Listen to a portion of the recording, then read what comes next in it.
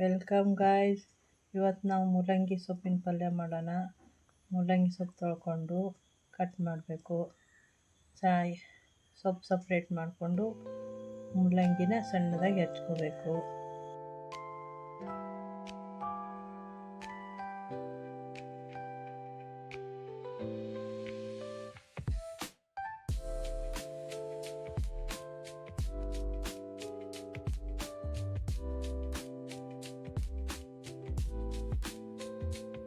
ಸೊಪ್ಪನ್ನ ಸೋಸ್ಕೊಳ್ಳಿ.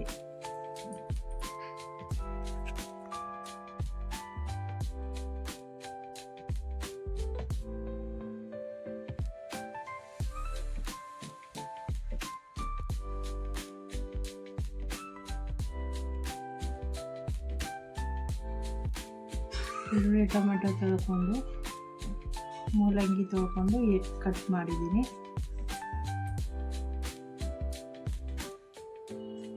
ತವಾದಲ್ಲಿ ಮೂಲಂಗಿ ಫ್ರೈ ಮಾಡಬೇಕು. ಹಸಿ ಸ್ಮೆಲ್ ಹೋಗ್ಬೇಕದು. ಒಂದು 5 ನಿಮಿಷ ಫ್ರೈ ಮಾಡಿ ಅದನ್ನು.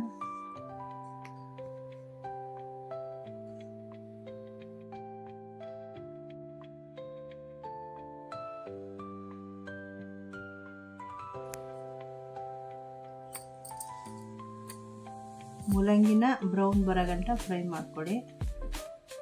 ಒಂದು 5 ನಿಮಿಷ ಫ್ರೈ ಮಾಡಬೇಕು. ಹಸಿ ಸ್ಮೆಲ್ ಹೋಗ್ಬೇಕದು.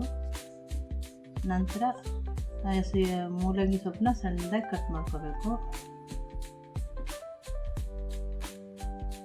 ಸಣ್ಣದಾಗಿ ಹೆಚ್ಕೊಡಿ.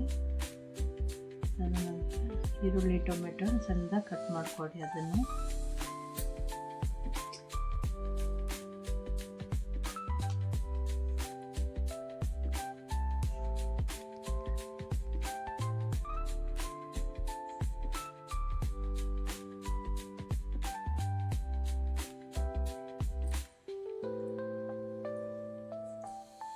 ಇವಾಗ ಬಾಣಲಿಗೆ ಎಣ್ಣೆ ಹಾಕಿ ಜೀರಿಗೆ ಸಾಸಿವೆ ಹಾಕಿ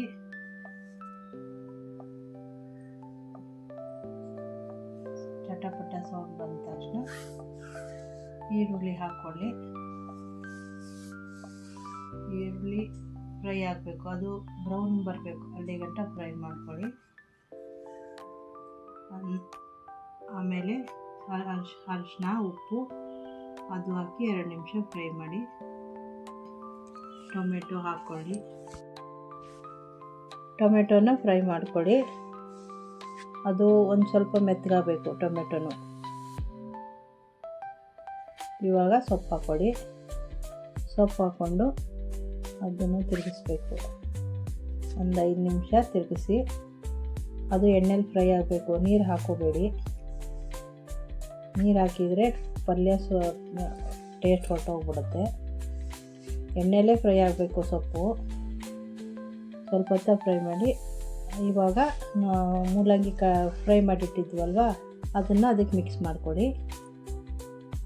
ಅದೊಂದು 5 ನಿಮಿಷ ಎಣ್ಣೆಲಿ ಫ್ರೈ ಮಾಡಿ. ನೀರು ಹಾಕ್ಕೋಬಾರ್ದು ಇವಾಗೂ. ಇವಾಗ 2 ನಿಮಿಷ ಫ್ರೈ ಆಗ್ತಾಯಿದೆ. ಅದೆಲ್ಲ ಮೆತ್ತಗಾಗಿದೆ. ಇವಾಗ ಖಾರ ಪುಡಿ ಹಾಕ್ಕೊಡಿ. 2 ಸ್ಪೂನ್ ಅಚ್ಚ ಖಾರ ಪುಡಿ. ಅದನ್ನು ಎಣ್ಣೆಲೇ ಫ್ರೈ ಮಾಡಿ.